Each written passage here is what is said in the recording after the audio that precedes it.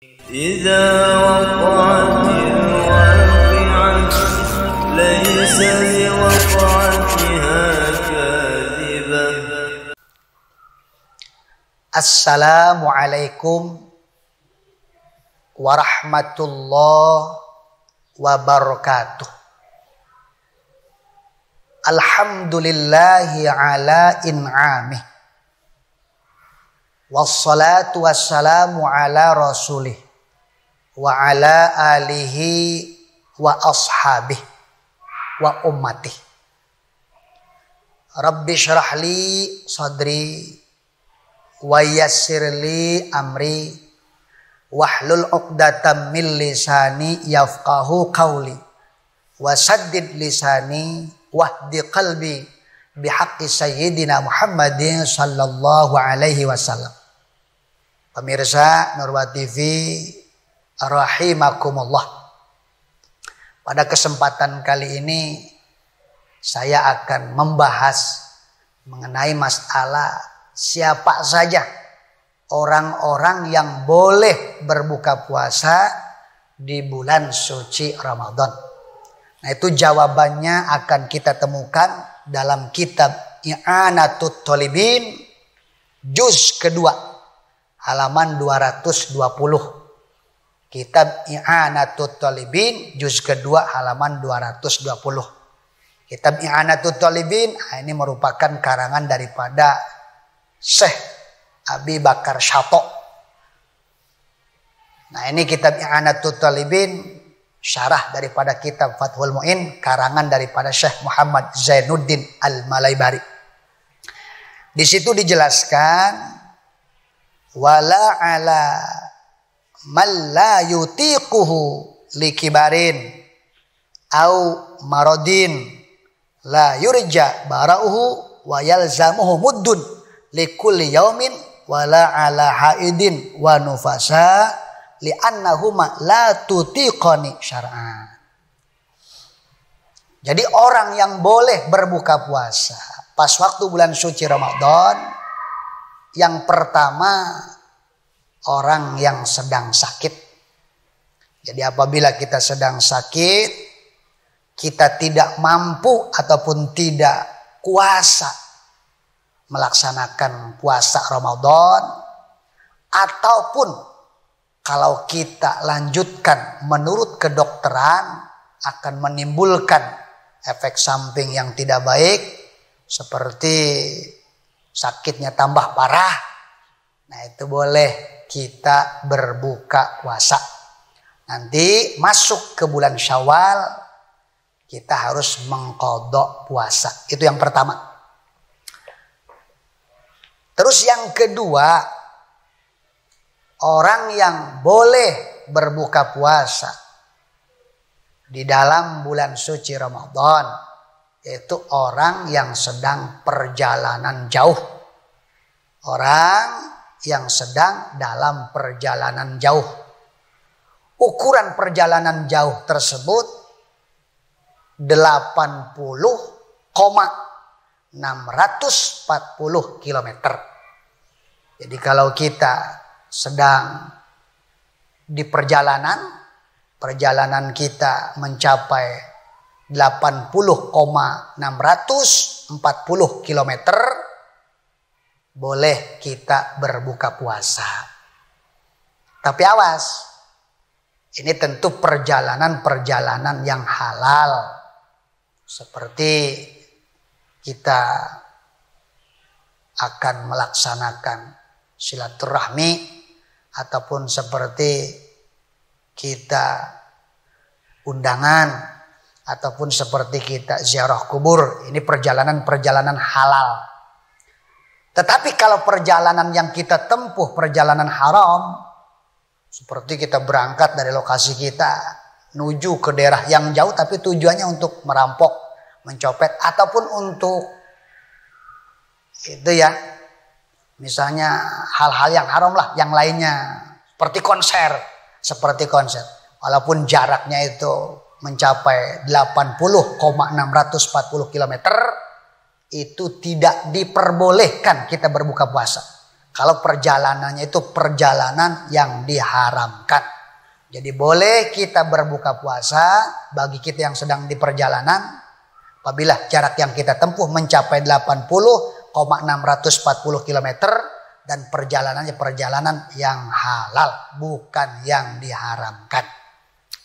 Itu yang kedua.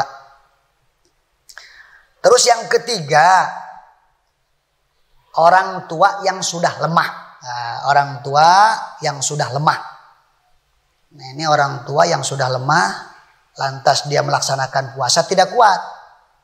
Jadi kalau ada orang tua sudah lemah, dia melaksanakan puasa tidak kuat, maka otomatis boleh dia berbuka puasa.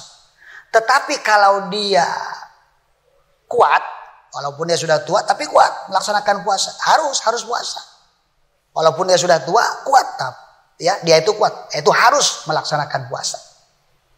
Ini yang boleh berbuka puasa juga orang yang sudah tua, lantas dia tidak kuat melaksanakan puasa. Nah itu boleh berbuka puasa. Cuma tiap hari harus mengeluarkan sedekah ataupun mengeluarkan fidyah kepada fakir miskin. Ya, tiap hari itu 3/4 liter ya. 3/4 liter tiap hari terus. Berarti kalau 1 bulan andai kata 29 hari ataupun 30 hari, nah itu bisa kita hitung sajalah. Tiap hari 3/4 liter. 3/4 liter ataupun 3,5 liter itu tiap hari. Nah, ini bagi orang tua yang memang sudah tidak mampu melaksanakan puasa. Nah, sudah tidak mampu melaksanakan puasa. Nanti pas bulan Syawal tidak usah dikodok karena memang sudah tidak kuat, Itu tidak beda sama yang tadi tuh, orang yang sakit, ya, orang yang sakit. Jadi kalau ada orang yang sakit, terus sakitnya itu tidak diharapkan kesembuhannya itu. Tidak diharapkan kesembuhannya sama sekali. Ya. Maka otomatis dia boleh berbuka puasa dan tidak harus mengkodok. Karena apa? Karena tadi sudah tidak diharapkan kesembuhannya. Beda yang kalau misalnya masih diharapkan kesembuhannya, otomatis dia harus mengkodok puasanya nanti bulan Syawal. Terus yang keempat, nah ini yang keempat, orang yang boleh berbuka puasa ya, itu orang yang sedang hamil ataupun menyusui. Awas. Jadi yang pertama orang yang sakit, ya itu yang pertama. Sakitnya itu lumayan parah. Boleh berbuka puasa. Terus nomor kedua, orang yang dalam perjalanan jauh mencapai 80,640 km dan perjalanannya itu perjalanan yang diperbolehkan, bukan perjalanan haram. Yang ketiga yaitu orang yang tua dan dia sudah lemah, tidak mampu melaksanakan puasa. Yang keempat, nah ini yang terakhir lah. Yang keempat yaitu orang yang hamil ataupun orang yang sedang menyusui. Cuma di sini perlu kita tafsil ataupun perlu kita perinci. Kalau ada orang yang hamil ataupun orang yang menyusui, dia berbuka puasa pas waktu bulan suci Ramadan. Awas. Pertama, kalau dia berbuka puasa, orang yang hamil ataupun menyusui, karena mengkhawatirkan pribadinya saja, ini yang pertama, maka orang tersebut harus mengqadha nanti bulan Syawal, tapi tidak usah bayar fidyah. Itu yang pertama. Kalau dia buka puasa mengkhawatirkan pribadinya saja. Nomor kedua, ibu hamil ataupun yang menyusui, dia berbuka puasa pas waktu bulan suci Ramadan. Terus dia berbukanya ini karena mengkhawatirkan pribadinya dan mengkhawatirkan anak. Baik yang ada di dalam kandungan ataupun anak yang sedang disusui. Nah itu ibu yang sedang hamil ataupun yang sedang menyusui sama harus mengqadha puasa. Tapi tidak kena fidyah, artinya tidak usah bayar fidyah. Kalau mengkhawatirkan pribadi dan mengkhawatirkan anak.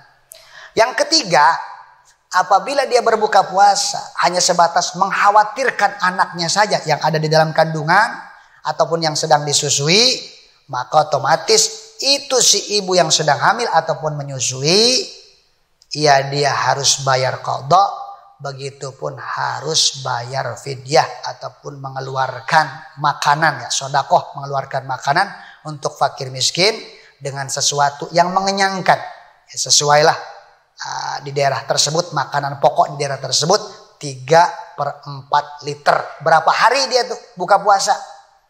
Lantas dia pas waktu buka puasa hanya sebatas mengkhawatirkan ke anaknya saja, tidak mengkhawatirkan ke pribadinya, maka otomatis dia harus qadha nanti Syawal dan juga harus bayar fidyah. Itulah perincian bagi ibu yang sedang hamil ataupun yang sedang menyusui, lantas dia berbuka puasa di bulan suci Ramadan. Itulah sekelumit penjelasan mengenai masalah orang-orang yang diperbolehkan berbuka puasa di bulan suci Ramadan. Sekali lagi mudah-mudahan Allah berikan kekuatan kepada kita untuk melaksanakan bulan suci Ramadan sehingga kita bisa menyelesaikan Ramadan dalam keadaan sehat dan yang pasti ibadah kita diterima oleh Allah Subhanahu wa taala. Mudah-mudahan kita pun diberikan panjang umur oleh Allah Subhanahu wa taala, kita bisa diberikan kesempatan menemukan Ramadan yang lain. Kurang lebihnya mohon maaf. Mudah-mudahan bermanfaat. Khudh ma shafa wa da' ma qadar. Wabillahi taufiq wal hidayah. Assalamualaikum warahmatullahi wabarakatuh.